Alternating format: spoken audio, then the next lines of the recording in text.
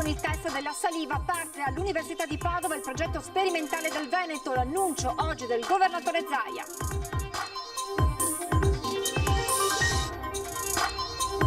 Venezia e Veneto in lutto per la morte di Amos Luzzatto. Aveva 92 anni, fu presidente delle comunità ebraiche italiane, uomo di scienza, medico e scrittore, il cordoglio di Mattarella.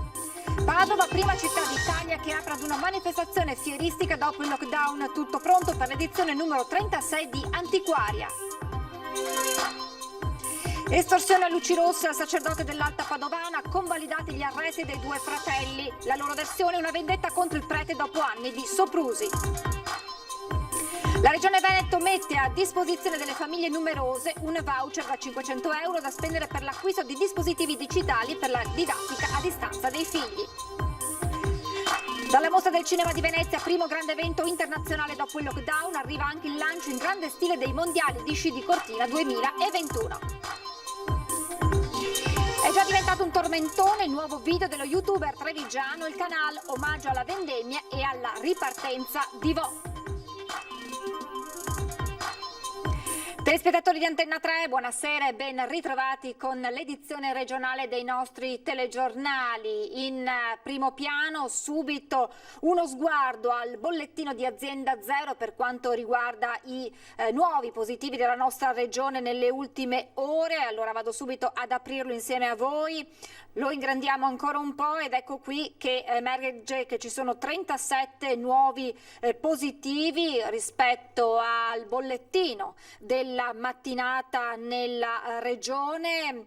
18 il numero che salta all'occhio è quello relativo alla provincia di Verona con 18 nuovi casi nelle ultime ore in Veneto. Resta praticamente invariato il numero dei ricoverati, 2 in più rispetto a questa mattina, mentre resta proprio invariato, stabile rispetto alla mattinata il numero dei ricoverati in terapia intensiva e invece non si registrano fortunatamente nuovi decessi nella nostra regione, negli ospedali della nostra regione nelle ultime ore.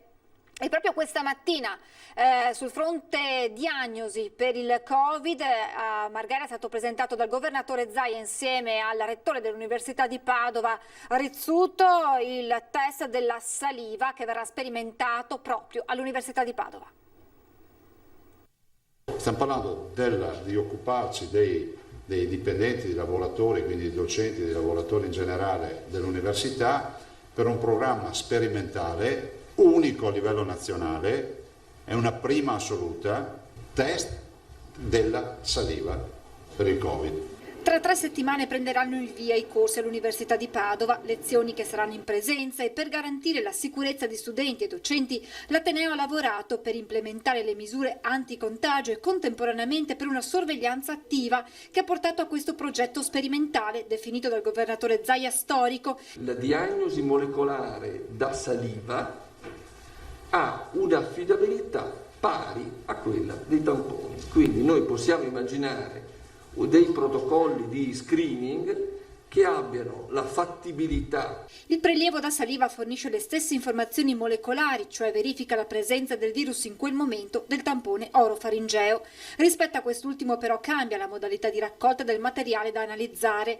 Il test potrà infatti essere fatto dallo stesso personale universitario su base volontaria direttamente a casa propria. È un cotoncino che tu mastichi e metti in una vial, in un contenitore, lo chiudi e lo consegni. Il test andrà poi ripetuto con la medesima frequenza del personale sanitario. Quindi una volta ogni 20 giorni, uno ogni 3 settimane. Esteso al personale universitario. Modalità che non sono però attuabili per gli studenti, dato il loro numero 60.000 ragazzi. Per questi si punta a identificare tempestivamente eventuali positivi per poi monitorare i contatti attraverso il test salivare. Sul fronte monitoraggio l'Ateneo ha modificato anche l'app di rilevazione della presenza degli studenti, obbligatoria al momento dell'iscrizione e già in uso tra gli universitari. Per permettere di inserire un dato aggiuntivo, non solo sono presenti in aula, ma sono presente e sono seduto al posto che ha una numerazione. Nel momento in cui il segnala all'università che è positivo al Covid, noi siamo in grado di identificare gli studenti che erano a una distanza di rischio.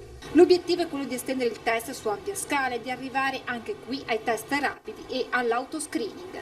Riuscire invece ad avere un test autogestito che tu consegni, che è già un grande salto in avanti. Il passo successivo però avere il test rapido sull'antigene, che ovviamente aggiungerebbe l'autoesecuzione. L'evoluzione di questo test per noi significa ulteriore sperimentazione per arrivare al test rapido. Quando parla di antigene vuol dire test rapido. Se abbiamo il test rapido con la saliva, significa che si va in autodiagnosi. E la Regione Veneto mette a disposizione delle famiglie numerose un voucher da 500 euro da spendere per l'acquisto di dispositivi digitali per la didattica a distanza dei figli. Con Digitali, progetto cofinanziato da Regione e Fondo Sociale Europeo, le famiglie con almeno 4 figli o 3 gemelli residenti in Veneto potranno ottenere un rimborso di 500 euro per l'acquisto di computer fissi, computer portatili, monitor, stampanti, tablet, smartphone, ma anche periferiche, Reuters, chiavette, dispositivi per la connessione internet, software. In Veneto sono circa 6.000 le famiglie numerose potenziali beneficiarie del voucher. E Padova è la prima città in Italia ad aprire ad una manifestazione fieristica dopo il lockdown. È tutto pronto per l'edizione numero 36 di Antiquaria. Prenotazioni online, presidi agli ingressi per velocizzare le code ed evitare assembramenti, mascherina obbligatoria, dispenser di gel igienizzante ovunque, controllo della febbre, percorsi segnalati e corridoi ampi e pulizia frequente degli spazi comuni. Ecco come si svolgerà la prima fiera d'Italia dopo il lockdown. Dal 12 al 20 settembre Padova farà da capofila a livello nazionale, aprendo le porte di Fiera Antiquaria, la mostra mercato dedicata all'arte e all'antiquariato. Questa è la prima fiera rivolta al pubblico che riparte. Essere fermi tutti questi mesi, sono 6-7 mesi, ma con con strascichi importanti, non è da poco. Non è da poco, gli investimenti da fare sono tanti.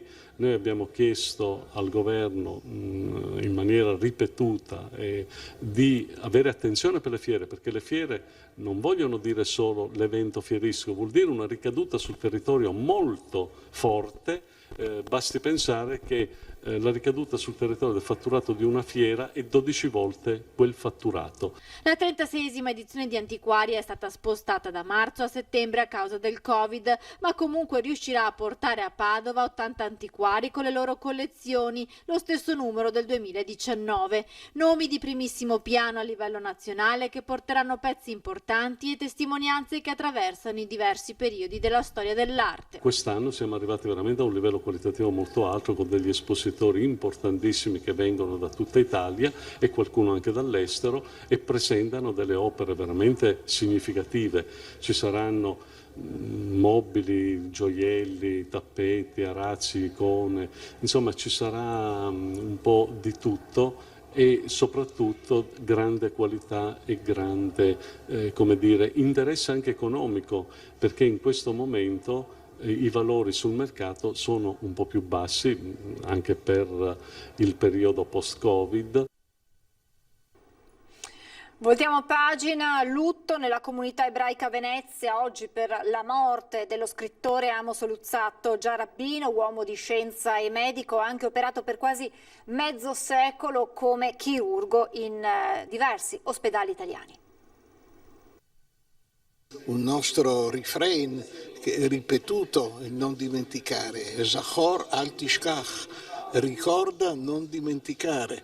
Parlava così nel 2012, nel giorno del ricordo, Amos Luzzatto, morto a Venezia all'età di 92 anni. Scrittore, professore universitario, primario e chirurgo, Amos Luzzatto per 8 anni, a partire dal giugno 98, è stato presidente dell'Unione delle Comunità Ebraiche Italiane. Nel 2002 gli fu conferito il premio San Giusto d'Oro in Friuli Venezia Giulia. Oggi in tanti lo ricordano come uomo di pace, ma non soltanto, ambasciatore della cultura e della città di Venezia e di tutto il paese, scrive il presidente uscente della municipalità di Marghera, Gianfranco Bettin, capace di denunciare l'ingiustizia e di indicare la via del dialogo. Così il senatore veneziano del PD Andrea Ferrazzi. Con la scomparsa di Amos Luzzato perdiamo una figura di enorme spessore, scrive su Twitter il sottosegretario veneziano alla presidenza del Consiglio con delega all'editoria Andrea Martella. Con la scomparsa di Amos Luzzato perdiamo uno dei più grandi testimoni del nostro tempo, che ha vissuto uno dei momenti più atroci della storia, ma che fortunatamente è riuscito a contribuire in prima persona alla ricostruzione di una società basata sulla cultura del rispetto, così il governatore del Veneto Luca Zaia. Tappa padovana in stazione a Padova per Giorgia Meloni, che sceglie di parlare da una delle zone più critiche della città per lanciare la volata ai candidati consiglieri regionali di Fratelli d'Italia. Ma io penso che se il 20 e il 21 settembre arriverà un segnale chiaro dagli italiani, non mi aspetto che ci faccia i conti Giuseppe Conte e non mi aspetto che ci facciano i conti PD e 5 Stelle, perché a loro di quello che pensano gli italiani non frega molto, ma mi aspetto che ci faccia i conti il Presidente della Repubblica. Grazie e buona giornata. Un messaggio chiaro, quello che lancia la leader di Fratelli d'Italia, impegnata in un tour veneto che ha fatto tappa anche a Padova con il flash mob in stazione per chiedere più sicurezza. E purtroppo oggi ci ritroviamo in una situazione nella quale i cittadini sono nel caos, però dobbiamo ricordare che la sicurezza è lo strumento principe per difendere i più deboli, tutti i più deboli. Invece rinunciare a difendere la sicurezza dei cittadini vuol dire creare cittadini di serie A e cittadini di serie B. Ad accogliere Giorgia Meloni lo schieramento dei candidati consiglieri regionali padovani della lista Fratelli d'Italia, che sostiene il governatore uscente Luca Zaia. Al centro il tema dell'autonomia, condizio sine qua non per l'alleanza di governo in Veneto. Abbiamo anche firmato un altro documento, avevamo firmato i programmi nel 2018 e non è per noi se non c'è l'autonomia. Non c'è l'autonomia perché non c'è stato un governo di centrodestra. Non c'è l'autonomia perché purtroppo al governo c'erano i 5 Stelle. Sul fronte nazionale e sull'emergenza sanitaria, la leader di Fratelli d'Italia chiede al governo un confronto in Parlamento sul Recovery Fund. Ed è un fatto di garanzia per gli italiani che ci sia un confronto in Parlamento, perché ricordo che il governo ha già speso oltre 100 miliardi di euro. Che sono risorse che noi abbiamo contribuito a mettere a disposizione indebitando i nostri figli, e ha dilapidato buona parte di quelle risorse, perché ha pensato che quelle risorse potessero essere un'occasione per fare un po' di cassa elettorale, e quindi bonus, i monopattini, le cose inutili che non c'entravano niente con il rilancio delle aziende, con il rilancio e la difesa dell'Italia. Migliorano le condizioni di salute di Arturo Lorenzoni, ricoverato in ospedale dopo la positività al Covid. Nel frattempo la sua squadra presenta il patto per la sanità veneta. Noi ci siamo sentiti proprio anche poco prima di iniziare questa conferenza stampa, le notizie che arrivano sono tranquillizzanti, Arturo sta bene. Ovviamente è ancora sotto controllo medico, però noi contiamo di riaverlo presto tra noi. Doveva esserci anche lui oggi a presentare il patto per la sanità veneta. Invece Arturo Lorenzoni è ancora ricoverato nel reparto di malattie infettive dell'ospedale di Padova, dove viene sottoposto a tutti gli accertamenti medici dopo lo svenimento di domenica causato dalle conseguenze del Covid. La febbre va e viene, ma il professore, candidato presidente della regione per il centro-sinistra, è in ripresa e spera di essere dimesso nei prossimi giorni. Intanto il suo gruppo ha continuato per lui a portare avanti la campagna elettorale, presenziando agli appuntamenti. Ecco allora le proposte sul tema sanitario, con la richiesta di potenziamento delle strutture pubbliche. Contestiamo fortemente il processo di privatizzazione che è stato messo in atto in questi anni, che ha prodotto una riduzione sostanziale dei posti letto pubblici e progressivamente anche invece un allargamento nella sanità privata. Questo vale anche per tutto il resto dei servizi. Va da sé che appunto sia registrata in tutta la regione una riduzione, diciamo, dei servizi prestati, quindi un allungamento delle liste d'attesa e una carenza della qualità del servizio. Sicuramente la proposta che ha fatto la Regione di investire 6 milioni di euro dirottati però nella sanità privata e convenzionata per recuperare queste liste d'attesa non ci sta bene. Noi pensiamo che sia la sanità pubblica che vada potenziata, che vada potenziato il personale che lavora all'interno della sanità, ma soprattutto che vada articolato un lavoro sanitario anche a livello territoriale, potenziamento delle strutture, potenziamento anche della medicina di secondo livello. Matteo Renzi oggi a Vicenza per sostenere la candidatura di Daniela Sbrollini alla presidenza del Veneto. Ieri la candidata era a Treviso per incontrare le realtà locali e capire quali siano le criticità che possono esserci in un territorio.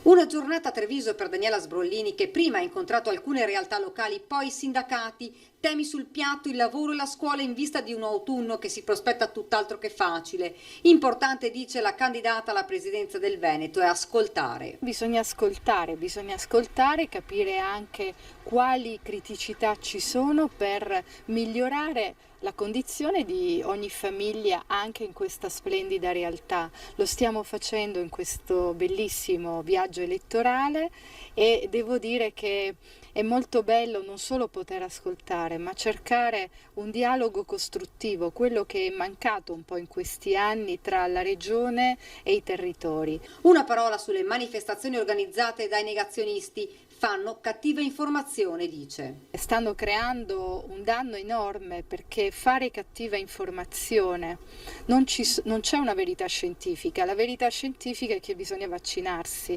e quando ci sarà il vaccino anti-Covid bisognerà renderlo gratuito e obbligatorio, chiaramente dopo averlo sperimentato e testato, certamente. Sull'inizio del nuovo anno scolastico non ha mezzi termini, noi siamo stati la forza politica che mai avrebbe voluto chiudere le scuole. E ribadisce. Avevamo chiesto alla Regione di spostare i seggi elettorali in strutture diverse dalle scuole. Molti sindaci, anche nel Trevigiano, avevano già individuato delle sedi alternative, quindi se c'è la volontà politica si può fare. Ma noi diciamo non solo per le elezioni regionali, per sempre. La parola d'ordine termina e tornare alla normalità. Ci fermiamo adesso, qualche istante di pubblicità e poi tutte le altre notizie, a tra poco.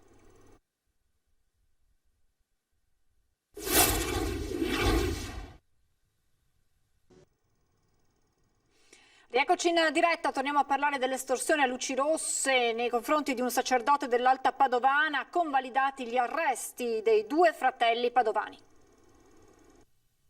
Convalidato l'arresto di due fratelli marocchini accusati di un'estorsione a sfondo sessuale ai danni di un sacerdote dell'Alta Padovana. Il giudice dopo l'interrogatorio ha confermato la misura cautelare. Stando alla denuncia, il prete sarebbe stato costretto ad un rapporto con il più giovane dei due di 26 anni con precedenti penali. Insieme i fratelli avrebbero poi chiesto al religioso 40.000 euro per garantirgli il silenzio. Il religioso ha denunciato il ricatto ai carabinieri e così i militari hanno teso una trappola ai due stranieri. Il prete infatti organizzato un incontro per la consegna di 4.000 euro. I due sono stati arrestati mentre risalivano in macchina dopo aver intascato il denaro. Diversa invece la versione dei fatti fornita da uno dei due fratelli arrestati. Durante l'interrogatorio di garanzia il 26enne ha ammesso le sue responsabilità, dicendo però che si trattava di una vendetta dopo mesi di presunti soprusi messi in atto dal sacerdote, che avrebbe preteso ricompense sessuali in cambio di aiuti economici. Il 26enne è rimasto in cella mentre il fratello di 33 anni, presunto complice, è stato scarcerato e ammesso alla misura dell'obbligo di dimora. In una nota stampa la diocesi di Treviso esprime dolore per la vicenda e si dice però fiduciosa nel lavoro delle forze dell'ordine.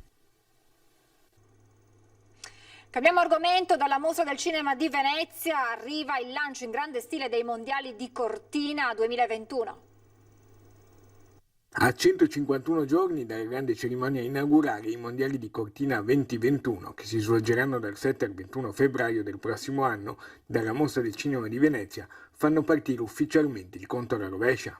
Dalla terrazza della Ausonia Ungaria, nel cuore del primo grande evento internazionale post-lockdown, oltre alla mascotte, si è dato appuntamento il Gotha del Veneto. Devo dire che c'è molta voglia di sport, devo dire che stiamo organizzando al meglio l'evento, dal punto di vista infrastrutturale siamo già pronti e ovviamente navighiamo un pochettino, bisogna essere flessibili più che altro per appunto quello che può accadere o è accaduto in termini di Covid, però siamo fiduciosi. A dirigere la macchina organizzativa Alessandro Benetton, presidente del comitato organizzatore Cortina 2021. È chiaro che poi insomma c'è anche quella parte di elemento che potrebbe succedere che noi non ci auguriamo e per il quale in ogni caso siamo preparati, perché siamo anche preparati nel caso ci fosse malauguratamente una ricaduta a un evento a porte chiuse. I numeri parlano da soli sull'importanza di questo evento per il cerchio bianco e per tutto il Veneto. Saranno dei mondiali con 600 atleti,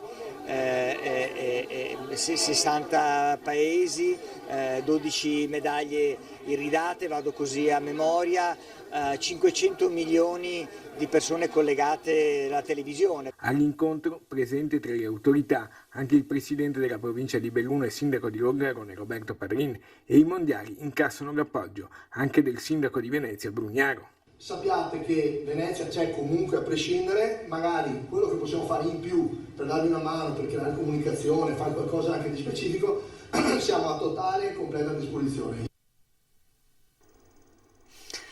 È già diventato un tormentone il nuovo video dello youtuber veneto Nicola Canal. Vediamo allora a che cosa è dedicato questo video.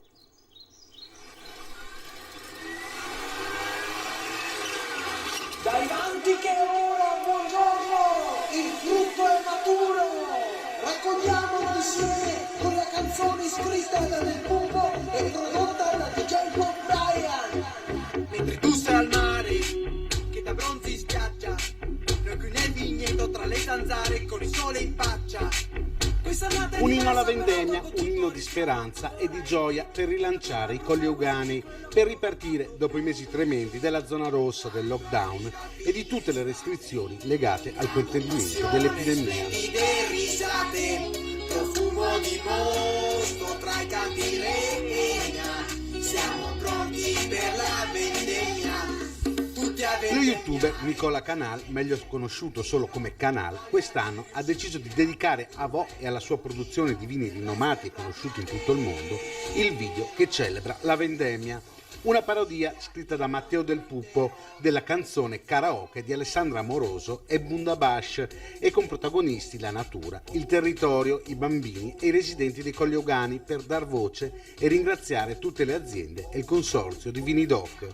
Nel video la partecipazione di un ospite speciale, il governatore veneto Luca Zaia. Prendi nota Canal, il peso è vero che importa, ma il grado è quello che conta. Ricorda, il peso è vero che importa, ma il grado è quello che conta, la qualità è sempre molta.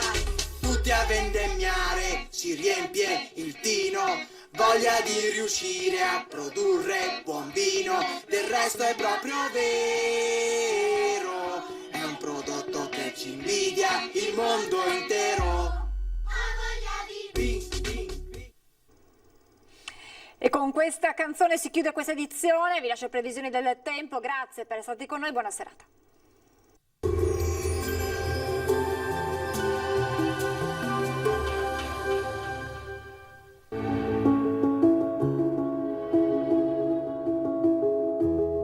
Ad accogliervi sarà Conegliano.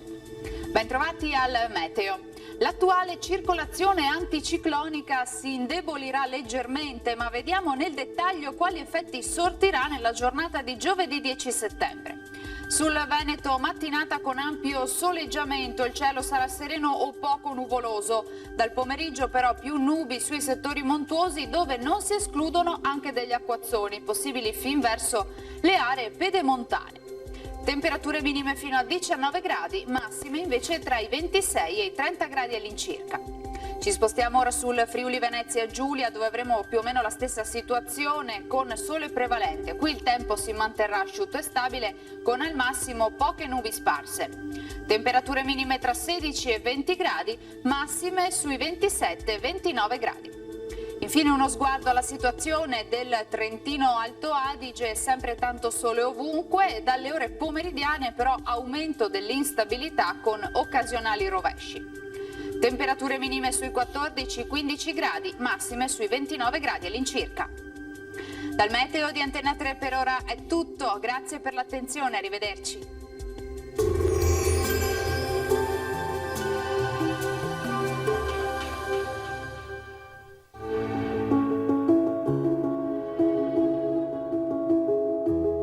Ad accogliervi sarà Conegliano.